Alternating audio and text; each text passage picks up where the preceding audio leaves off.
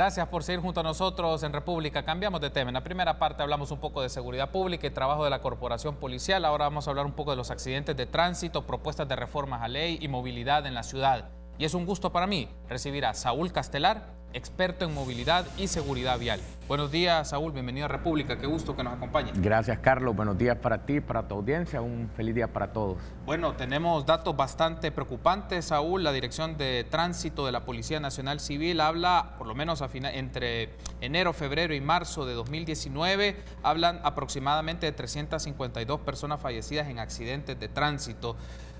La pregunta obligada en esto es, ¿qué está pasando? ¿Qué tipo de circunstancias generan toda esta cantidad de personas fallecidas en accidentes de tránsito? Yo creo que es importante contextualizar esa cifra, Carlos, para comenzar a hablar del tema. La verdad que en los últimos 10 años más o menos la cifra de fallecidos por accidentes viales en el país por siniestros viales ha fluctuado más o menos entre 1.100 y 1.300 fallecidos al año. Si tú divides esa cifra entre los 365 días del año, la cifra siempre ha fluctuado también, ha tendido a fluctuar entre 3.4, 3.6 fallecidos. De 2 años para acá esa cifra ha sido arribita del 3.6 y entonces ya lo que tradicionalmente se había manejado de 3 fallecidos diarios ha pasado a hablarse de 4. En el caso concreto del repunte que se ha tenido en los últimos 3 meses, estamos pasando de que ese 3.6 que se venía manejando en los últimos años ha pasado a 3.9 y entonces sí podemos hablar de un repunte en estos 3 meses que merece atención, aunque supongo yo que con el devenir de los días esa tendencia hacia la norma de mantenernos en ese número de 1.400 fallecidos, 1.300, se va a mantener para el año. Ahora, planteamos un poco esto porque a nivel mediático lo que resulta más notoriedad son casos muy específicos, el carácter siniestro de algunos accidentes, por ejemplo, donde se combina bebidas alcohólicas, exceso de velocidad, pero si hacemos una lectura un poco más estructural o mayor a profundidad, estamos hablando de una cultura de movilidad y de tránsito, en este caso vehicular, bastante agresiva, bastante violenta e irrespetuosa de la ley. O sea, no solo el tema del componente de las bebidas alcohólicas o el exceso de las bebidas alcohólicas y las personas que andan manejando. Sí, efectivamente, está haciendo una buena lectura en el sentido de que es todos los días que tenemos un problema de aproximadamente 55 incidentes viales, 55, 60, 65 accidentes en el día y desafortunadamente en algunos casos, como los que tú bien mencionas, algunos factores de riesgo se conjuntan, como por ejemplo el involucramiento de vehículos de transporte colectivo o las colisiones con vehículos que transportan una cantidad grande de personas y entonces se vuelven estas tragedias que llaman un poquito la atención, pero la verdad de las cosas es que desafortunadamente ese tipo de incidentes están sucediendo todos los días y es nada más cuestión de que se mezclen esos dos factores adicionales, tal vez tener involucrado un transporte colectivo o un vehículo con una cantidad alta de pasajeros para que nuevamente estemos en noticias, algo que debería de estar presente todo el tiempo, ¿verdad? Esa accidentabilidad se mantiene prácticamente todos los días y sí manejamos en condiciones de riesgo todos los días que estamos en la calle. Uno de los aspectos que aparecen en la discusión generalizada y seguramente muchas personas coincidirán con este planteamiento que te voy a formular, Saúl, para tener tu análisis sobre esto, es una manera de responder a esto es tener más agentes de tránsito de la policía en distintas arterias de la ciudad, pero en la práctica, si lo vemos como un análisis desde el campo de políticas públicas y políticas de seguridad vial, ¿es eso una respuesta favorable? ¿Es eso una alternativa o es básicamente algo que no necesariamente nos va a llevar o nos va a generar respuestas efectivas? Cuando uno analiza el trabajo de la División de Tránsito de la Policía, yo creo que uno ve de manera favorable los esfuerzos que ellos realizan. Sin embargo, sí pareciera que la problemática ha excedido la capacidad de respuesta que tienen en la División de Tránsito. Ellos tienen un personal limitado y ese factor de riesgo que se llama crecimiento vehicular, que año con año hay un 8% de crecimiento vehicular, supera, digamos, la capacidad que ellos tienen de controlar todos los puntos negros o los puntos de conflicto que se tienen en el país. Entonces, si bien es una respuesta que puede obedecer incluso a particulares accidentes que llaman la atención de los medios, que llaman la atención de la población, es una medida que a la larga es insostenible y no van por ahí los mejores objetivos de solución del problema. Sí, en ese caso, Saúl, ya ampliando un poco esta idea, se pueden redoblar agentes de tránsito, se pueden tener gestores de tráfico, sí, que en algunos casos muchas personas no los respetan, digamos, y eso está retratado en fotografías, en videos, pero no pasa por ahí la respuesta, Saúl. Entonces, ¿por dónde se podría generar o construir políticas, en este caso, o acciones de seguridad vial preventivas y evidentemente disminuir estos casos de personas fallecidas o lesionadas en accidentes de tránsito? Hay una medida que estamos en deuda desde hace muchos años en el país por no tenerla implementada, y es el caso de las revisiones vehiculares. Si realmente pudiéramos hacer una revisión a conciencia de todos los vehículos que están circulando en estos momentos en las carreteras del país, nos diéramos cuenta que un gran porcentaje de estos no reúnen las condiciones mecánicas para circular. Desafortunadamente, y por problemas ya históricos, se han vuelto un problema de hace 20 años que no tenemos una revisión técnica vehicular en el país. Estas unidades circulan y básicamente un porcentaje alto de la flota vehicular no reúne las condiciones y se vuelve un peligro de circulación. Mejorar, por ejemplo, los controles mecánicos de las unidades que están en circulación, obligarlos a que tuvieran una revisión cada año antes de renovar, de refrendar la tarjeta de circulación, podría ser una medida que podría ayudar a la policía a tener un mejor control de lo que está sucediendo. Tú mencionaste también el tema del alcohol. Yo creo que en estos tiempos celebramos, digamos, esos emprendimientos donde vemos restaurantes que te ponen todas las bebidas a $1.50 y mucha gente joven pues llega con $10 a cierta hora del día y se toman 6 cervezas y salen a la calle después con el vehículo y se vuelven un problema, ¿verdad? Entonces, tener medidas para incrementar, digamos, o dificultar el acceso a la juventud a las bebidas alcohólicas también podría ser una medida que ayude a refrenar un poco esa problemática. También aparece, por ejemplo, bueno, tú mencionabas la variable del aumento del parque vehicular, no solamente en automotores, también motocicletas. Y una de las cosas, a veces platicando con las personas, dicen, pero hay personas motociclistas que andan transitando en la ciudad y no tienen licencia. No tienen licencia, acaban de obtener la motocicleta, han aprendido poco a poco a manejarla, pero no tienen todavía la licencia y lo que implica el procedimiento legal para hacerlo. Y de un poco la pregunta es, a ver, ¿qué pasa ahí en las condiciones o en la capacidad de investigación e indagación de las instancias pertinentes de no permitir que anden transitando sobre las calles personas que todavía no tienen o el cumplimiento legal y la licencia para hacerlo? Efectivamente, otro control desde política pública que es importante es precisamente una regulación y un mejor control de las personas que están actualmente circulando. Yo escuchaba una entrevista hace más o menos un mes y medio del director de tránsito cuando él decía que el parque vehicular de motocicletas en el país ya rondaba más o menos las 300.000 unidades y sin embargo la cantidad de licencias para motociclistas en el país solamente eran de 150.000, es decir, una de cada 2 personas que está circulando en motocicletas en este momento no tiene, digamos, la autorización y no está capacitado para poder circular de una manera segura. Entonces, mejorar, digamos, los controles en cuanto a poder reprimir, digamos, que a esas personas que están circulando ahorita sin tener la autorización para hacerlo, puedan hacerlo, podría ser una manera de poder reducir un poquito el problema que se tiene. Vamos a ampliar en el siguiente segmento un poco el tema del transporte colectivo, Saúl, pero amplío un aspecto antes de movernos en el siguiente bloque de lleno al tema del transporte colectivo de pasajeros, porque es uno de los temas también que tú has investigado y conoces sobre esto en particular, es el señalamiento del comportamiento y la conducta de motoristas. No lo quiero generalizar, de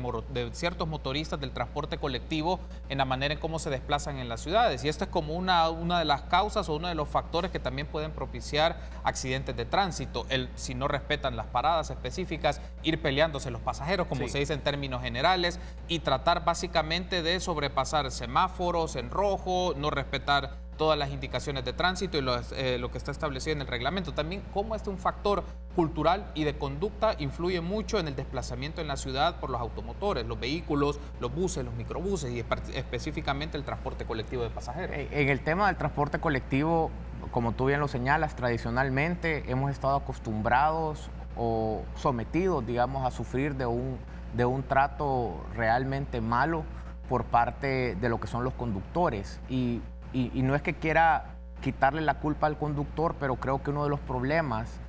que se han dado y que ha llevado a que se den las condiciones de circulación atroces que tienen estas personas es que no hay una verdadera regulación sobre el dueño de la unidad. Muchos de estos conductores cuando uno hace estudios se da cuenta que, por ejemplo, el consumo de cocaína es particularmente alto en esta profesión, en los conductores de transporte colectivo, y eso tiene que ver a veces con los horarios a los que son sometidos en sus jornadas de trabajo. Entonces, otra medida que podría ayudar, digamos, a mejorar un poco las cosas es aumentar la responsabilidad que el dueño de una línea tiene a la hora de que hay un accidente, porque normalmente esa responsabilidad se está quedando en muchas ocasiones nada más con el conductor de transporte, y el dueño de la línea, el dueño de la línea, el operador, realmente no alcanza a sentir, digamos, ninguna responsabilidad en ese sentido. Tradicionalmente, otro de los problemas que tú ya bien señalaste es que como seguimos, digamos, con esos condiciones de operación que te obligan a que prácticamente tenemos en muchas unidades, en muchas rutas, un dueño de unidad por cada una de las unidades, no hay, digamos, una operación integrada, y cada una de las personas que están en la calle están peleando contra las mismas personas de su ruta y contra las demás rutas que también tienen una alta redundancia, ¿verdad? En muchos casos, muchas de las rutas de San Salvador, por ejemplo, para hablar del Gran San Salvador, tienen una redundancia bastante alta, que quiere decir que muchas de ellas comparten un buen trayecto del recorrido, y durante esos trayectos compartidos prácticamente entran en una competencia directa con toda otra unidad que está compartiendo la vía con ellas, ¿verdad? Entonces, otra razón por la cual es importante optimizar el funcionamiento de la red, optimizar el sistema de rutas, es precisamente porque esa guerra del centavo que se tiene ahorita entre operadores se puede disminuir. Ok, tengo que hacer una pausa, Saúl. Al regresar, ampliemos un poco más el transporte colectivo, que implica una serie de medidas para ordenamiento de las rutas y evitar este esquema de competencia que se puede materializar en accidentes, en prácticas, las condiciones laborales también de los motoristas, porque hay que mencionarlo, esta es una realidad que se vive en distintas expresiones empresariales del transporte colectivo, y también un poco el tema del subsidio. Siempre está en debate el tema de subsidio, si se debe de quitar, si se debe de ampliar, o si este subsidio se da en función de ciertos criterios específicos. Regresamos.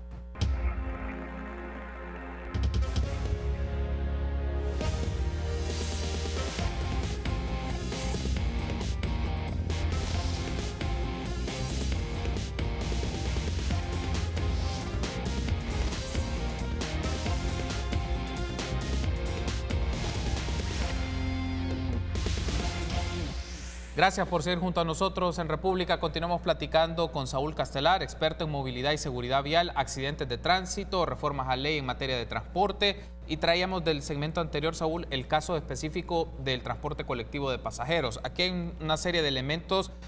bastante complejos que se vienen discutiendo tiempo atrás. No solamente pasa por el ordenamiento de las rutas, porque lo que vemos en la ciudad o en algunos puntos de la ciudad es que rutas están compitiendo por pasajeros, comparten varios tramos, y específicamente una pregunta es, bueno, ¿tendría que llegarse a ese nivel o por qué se ha llegado hasta ese nivel? ¿Podríamos ordenar los mecanismos de las rutas y cuántas unidades pasan por ciertos puntos estratégicos de la ciudad que sirva para abastecer a otras rutas que se mueven en otros puntos? Un poco lo que se me viene a la mente es un poco el esfuerzo en el tema de Citrans particularmente, pero bueno, lo que pasó a nivel judicial o a nivel jurisdiccional, lo que ya conocemos de la Sala de lo Constitucional, y que el proyecto pues todavía no ha continuado en sus siguientes etapas, pero ha hecho terminales, entiendo, en el lado de Ilopango.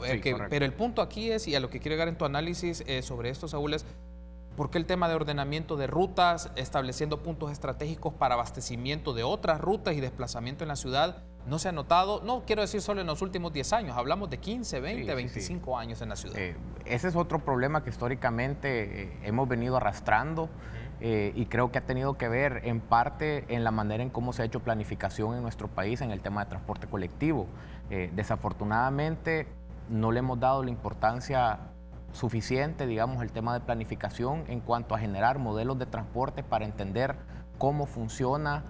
Hablemos nada más del área metropolitana, cómo funciona verdaderamente el área metropolitana en términos de la demanda que se tiene y de la necesidad de viajes de cada una de las personas que en la ciudad habitan. En ese sentido, yo creo que sí vale la pena mencionar un esfuerzo particular que se está gestando en este momento, y es que el BID está financiando un estudio con una consultora colombiana cuyo objetivo es precisamente generar un modelo de transporte para entender cómo se mueve el área metropolitana. Con ese modelo, cuando tú sabes exactamente de dónde a dónde se mueven las personas, cuáles son las necesidades de viaje, tú sí puedes hacer este reordenamiento de rutas, dejando recorridos que realmente sean óptimos que obedezcan no tanto, digamos, al deseo que tuvo un empresario de poner una ruta del punto A al punto B, sino que más bien a una demanda real donde tú puedas reducir esa redundancia que en este momento tienen una serie de recorridos que están en el área metropolitana. Habrá que ver, una vez se termine ese estudio, cómo se ayuda también a afianzar o a mejorar la capacidad técnica que puede existir, digamos, en los organismos de las autoridades para poder sacarle el máximo provecho a este esfuerzo que se está haciendo, que ese ha sido también otro problema que tradicionalmente hemos tenido, de que hemos manejado, digamos, la parte técnica con un poquito de debilidad. Creo que desafortunadamente los criterios que han primado para establecer la ruta generalmente no han obedecido a ese criterio técnico y han obedecido a criterios de interés político en algunos casos o intereses personales, y esa es una situación que en estos momentos creo que con ese modelo nuevo que se va a tener, se va a poder tener, digamos, suficientes elementos como para poder realizar propuestas con una base técnica un poco más sólida. Eso implicaría, Saúl, digamos, este modelo de estudios que se han desarrollado tiempo atrás también y ahora este que hace mención del BID, implica analizar que hay que reestructurar todo el esquema de movilidad, el transporte colectivo de pasajeros que hay en el país y en las áreas, digamos, de mayor flujo de personas. ¿Por qué lo consulto? Porque eso sobrepasa el tema del subsidio únicamente. La gente, y es una de las críticas constantes y válidas, evidentemente, es ¿para qué se le sigue dando subsidio a unidades que están antiguas, deterioradas, que contaminan y que no dan un buen servicio? Sí. Y replantearnos un esquema con financiamiento sostenido para modificar totalmente la estructura que tenemos de movilidad del transporte colectivo, pero todavía se mantiene el tema de subsidio porque hay iniciativas de ley, cambiemos el subsidio o hagamos leyes más duras con los motoristas, pero deja la impresión que las medidas solo van en la superficie, a cosas muy particulares de sancionar, pero no plantearnos el problema en la estructura. Tenemos que cambiar el esquema de cómo se mueve el transporte colectivo en este país. Exactamente. El tema del subsidio tradicionalmente también ha sido un tema muy delicado, porque en muchos casos se ha criticado que los factores de control que se necesitan para poder optimizar, digamos, la entrega de esa ayuda no han estado en el lugar. En muchos casos se ha demostrado, por ejemplo, que cuando uno revisa, digamos, los registros de subsidio y de la entrega de subsidio, se da cuenta que de un mes a mes la cantidad de pasajeros, por ejemplo, que se reportan, o las cantidades de unidades en operación que reportan los diferentes operadores, no voy a decir todos, pero una buena cantidad, no tienen ningún tipo de variabilidad. Pareciera que simplemente repiten lo mismo año con año y no está nadie revisando o garantizando que realmente las cosas que se están reportando sean lo que está sucediendo en la calle. Hay también otros vicios por ahí y otras tesis sobre el tema de cómo optimizar el uso de los subsidios, que dicen que en vez de subsidiar, digamos, al transporte colectivo directamente, es mejor subsidiar a la persona que necesita el transporte. Y en muchos casos, y esto sí hay que decirlo también, el transportista incluso preferiría ese tema porque, hay que decirlo, para poder contar con un mejor servicio es también necesario una revisión de las tarifas para ajustar, digamos, la cantidad de ingresos que estas personas reciben en función del servicio que tú vas a exigir que se te preste, ¿verdad? Entonces eso también tiene otro grado de delicadeza, digamos, que se tiene que tomar en cuenta, porque siempre que se habla de políticas tarifarias, pues es otro tema que también empieza a hacer ruido en la población y en diferentes sectores. En ese caso, por las características que va tomando las ciudades en el país, San Salvador y el área metropolitana en particular, Saúl, nos está llevando o nos está mostrando que hay que replantearnos el esquema de movilidad que tenemos en la ciudad. ¿A qué quiero llegar con esto? Es decir, el sistema articulado, o sea, un sistema articulado de transporte colectivo se constituye en alternativo, lo voy a plantear así, en la opción más emergente que tiene este país, y este esquema que ya tenemos de buses, de rutas, es básicamente obsoleto. ¿Podríamos decir eso, que es un esquema obsoleto, o hay maneras de cómo modernizarlo? Digamos, la modernización no implica solo traer buses nuevos, digamos, sino que significaría cambiar el esquema de qué tipo de rutas hay, y si, por ejemplo, el esquema de Citrams o este tipo de buses son los más adecuados por las características que tenemos en la ciudad, por el tránsito de vehículos y por la cantidad de personas que fluyen en el área metropolitana diariamente. Mi opinión como especialista desde hace ya varios años, y se lo he planteado tanto a las autoridades como a los transportistas, es que no nos hemos agotado la capacidad que tiene el transporte colectivo de brindar una alternativa de movilidad para la población. Desafortunadamente, lo que nos hace falta es estructurar y optimizar el funcionamiento de ese sistema para poder entonces encontrar una manera de brindar un mejor servicio. Y eso es a veces algo que tradicionalmente los mismos transportistas han encontrado o han mostrado aversión o contraposición a realizarlo porque han sentido que puede afectar sus intereses. Cuando la verdad de las cosas es que si tú vas y haces un análisis de todas las rutas, optimizar, digamos, el sistema de operación que todas tienen, los transportistas pueden terminar ganando incluso más dinero del que en estos momentos están obteniendo si tú planteas, digamos, una operación integrada y optimizada de todo el sistema de transporte. Tú mencionaste también el caso de Citrams. Citrams, bien o mal, es un proyecto que ya tenemos y que ya plantea, digamos, una solución a los problemas de una parte específica de la región metropolitana. Y en ese sentido, lo que tocaría hacer es revisar el modelo y ver de qué forma se optimiza o se corrigen algunas de las fallas que en su momento se dieron, como fue no poner a funcionar la cantidad adecuada de unidades que el proyecto requería, para ver que el mismo se vuelva tal vez no la solución completa, pero sí una parte importante de esa optimización del sistema de rutas que el área metropolitana necesita. De acuerdo, Saúl, tenemos que hacer una pausa y en el último segmento hablemos de movilidad específicamente. ¿Qué otras expresiones de movilidad tenemos en las ciudades, en el país? ¿Y qué se debe hacer pensando en el mediano y largo plazo? Porque este aspecto pues, es algo que va a ser parte de la agenda a nivel urbanístico, pero también a nivel de movilidad. Regresamos en instantes.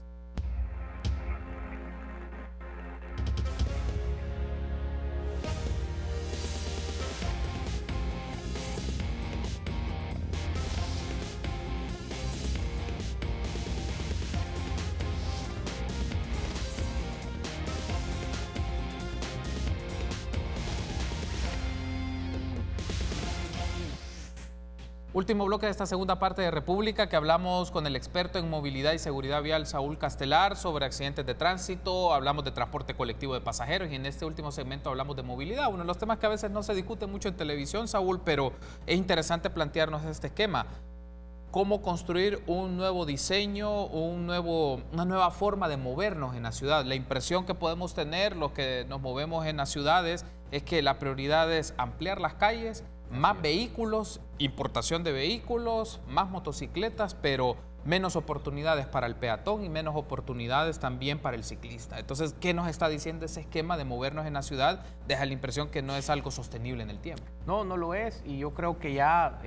tenemos, digamos, suficiente dato histórico para corroborar la tesis que toda persona que está metida en el tema de movilidad te va a decir, de que el tema del vehículo privado es como un gas. Si tú le haces un poquito más de espacio, si le das más capacidad a la circulación por carretera, en la medida en que tú amplíes esa capacidad, en esa medida vas a tener a los 2-3 días una cantidad mayor de vehículos circulando y ocupando ese espacio. Está más que demostrado que ampliar la capacidad vial para el vehículo privado no te va a solucionar los problemas y no es tampoco una alternativa sostenible, porque tú no puedes construir y tú no puedes ampliar el espacio público al mismo ritmo en que está creciendo el parque vehicular. Entonces, ¿qué es lo que toca hacer? Bueno, toca cambiar ese paradigma y dejar de construir y dejar de pensarnos la ciudad en función del vehículo privado y empezar a pensar la ciudad en función de los medios compartidos, de los medios como el transporte masivo, de los medios del transporte colectivo debidamente ejecutado, debidamente planificado y optimizado en su funcionamiento, y toca también darle el espacio que merece el peatón y los medios no motorizados como las bicicletas, como tú bien indicaste. Que tú mencionabas, y usted sabe una palabra clave acá, Saúl, es un paradigma que se ha ido construyendo por muchos años. ¿Qué marca que esta visión, este paradigma se sostenga en instituciones públicas, pero también en el sector privado? Porque aquí hay intereses privados, hay intereses económicos de quienes importan vehículos, de quienes son empresas constructoras para ampliar calles, pero por otro lado, como una prioridad de instituciones de gobierno, ofrecer esas expresiones de obra gris en esas características. ¿Cómo se puede ir desmontando ese paradigma? O lo voy a plantear así, ¿por qué se ha sostenido tanto ese paradigma desde las instancias empresariales y desde la instancia pública? Tú ya dijiste que el tema de interés es el que ha privado y el que ha llevado a que esa manera de plantearnos la movilidad se mantenga. Desde el lado público yo te puedo decir que es más fácil, digamos, vender una nueva obra como un paso a desnivel que vender, por ejemplo, una ciclovía. Generalmente, como son obras más pesadas, obras de mayor envergadura, pues entonces tienden a representar mejor, digamos, trofeos para las administraciones públicas, aunque el objetivo real de mejorar la movilidad de la ciudad no lo consigan. Y por el lado, pues, privado, también hay intereses en generar estas obras, que también son de varios millones de dólares, a tratar de hacer, digamos, inversiones mucho más pequeñas, puntuales, que no generen tal vez los mejores ingresos. Entonces, tal vez tradicionalmente esos dos puntos son los que han apuntalado que vengamos generando, digamos, un pensamiento de la movilidad desde el punto de vista del vehículo, pero que, como tú bien dices, a la larga no es sostenible y que tenemos que cambiarlos para poder mejorar el funcionamiento de la ciudad como un todo. Cuando tú empezás a darle a la ciudad un sistema de transporte colectivo de calidad, empezás a incidir en la calidad de vida de todos los ciudadanos. Cuando tú empezás a lograr que tú te puedas sentir cómodo en un transporte colectivo, que tú puedas sacar tu computadora, que puedas trabajar y puedas desplazarte de tu casa hasta tu trabajo, por ejemplo, sin ningún tipo de amenaza o sentirte amenazado, en esa medida tú estás mejorando realmente la calidad de vida de la ciudad. Ahora, estamos llegando al tramo final de la entrevista, Saúl, muy interesante, y este tema lo vamos a seguir ampliando porque claro, es clave, porque aquí se conectan aspectos de espacio, de gestión del espacio, el espacio público, movilidad, transporte, medio ambiente, no lo hemos tocado, pero es otro tema importante acá, Saúl, es ¿qué retos asume la nueva gestión de gobierno? Que en próximas semanas pues asumirá un nuevo presidente, un nuevo equipo de trabajo que estará en el Ministerio de Obras Públicas, Viceministerio de Transporte y demás, sobre el tema de la movilidad en la ciudad. ¿Cuáles consideras que son los 2 retos o 3 retos sustanciales, si se quiere ver un cambio en el paradigma que hemos estado describiendo en materia de movilidad, de construcción de carreteras y demás, que ha marcado los últimos 25 o 30 años? Pues yo creo que ya lo dijimos bien. La plática comenzó precisamente con el tema del repunte que ha tenido la accidentabilidad y la siniestrabilidad vial en el país. Creo que ese es un tema que el nuevo gobierno va a tener que enfrentar de lleno para poder plantear políticas públicas que realmente tengan una incidencia real en la reducción del problema de la accidentabilidad. Ya lo hablábamos, el tema de las revisiones técnicas vehiculares debería de ser uno de los temas que el nuevo gobierno debería de retomar y repensar, digamos, cómo estamos teniendo un control sobre la calidad de la flota vehicular que está en circulación. Y por otro lado también el nuevo gobierno tiene que empezar a entender que se tiene que dejar de planificar y de analizar el tema de la movilidad desde el vehículo privado y empezar a gestar, digamos, toda su política de movilidad alrededor del transporte masivo, el transporte colectivo y los medios no motorizados. Muy bien, Saúl. Antes de finalizar la entrevista, solo hay un aspecto muy característico también de esto. Lo asociamos. A ver, la gente espera menos trabazones en buen salvadoreño, menos embotellamientos en la ciudad, pero para lograr esto se tienen que hacer estas medidas de este tipo que tú mencionas, porque a veces la gente lo que quisiera es desplazarse de un lugar a otro y tenemos la mentalidad del vehículo que nos facilita esto, pero si vamos cambiando esta mentalidad, y lo digo para aspectos más, si querés, culturales, ¿cómo va cambiando esa mentalidad de pensar solamente en función del vehículo, sino que podemos movernos en bus, un bus de calidad, un buen bus, o no, la gente se puede desplazar en bicicleta y no tiene el riesgo de sufrir un accidente, o caminando, porque a veces hay tramos muy particulares o muy cortos que la gente se puede desplazar, pero cómo culturalmente también nosotros vamos contribuyendo para cambiar este chip, esta mentalidad? Yo creo que lo primero es tratar de proveer al sistema de un transporte colectivo que sea atractivo y que te cumpla, digamos, con ciertas garantías que en este momento desafortunadamente el transporte colectivo puede no tener. Es decir, tenemos que trabajar para que la seguridad, por ejemplo, en el transporte colectivo sea tal de que el primer anhelo que una persona tenga no sea tener su propio vehículo, porque considera que el transporte colectivo es demasiado peligroso. Y en ese sentido, tú ya lo mencionaste con el tema del congestionamiento, es bien fácil imaginarnos, digamos, el espacio que ocupa un vehículo de transporte colectivo regular, que es más o menos de 36 metros cuadrados, en el cual pueden caber 60 personas, y pensemos en esas 60 personas ocupando los más o menos 10 metros cuadrados por vehículo que tienen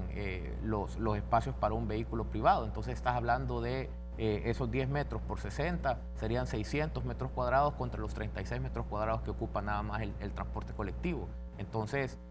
pensando en esos términos de espacio, es fácil entender por qué el transporte colectivo es la solución para el problema de congestionamiento. Cuando tú puedes concentrar, digamos, a estas personas en espacios más pequeños para movilizarlos, entonces resulta fácil entender que trasladando personas al transporte colectivo a medios comunes de transporte, tú vas a poder resolver el tema del congestionamiento. Perfecto, Saúl, quiero darle las gracias por habernos acompañado. La invitación está hecha para que sigamos hablando de este tema. Es importante posicionar en la agenda pública la movilidad, la seguridad vial y qué pasa, qué tipo de políticas públicas se deben de desarrollar en función de estos objetivos, de estos proyectos. Gracias, Saúl. Claro que sí, gracias a ti por la invitación y estamos listos para cualquier otro día seguir ampliando el tema. Muchas gracias, Saúl. La invitación está hecha entonces para que nos acompañe para hablar sobre estos temas. Y a ustedes, amigos, gracias por habernos acompañado. Será hasta mañana, 6:30 en República. Tengan un buen día.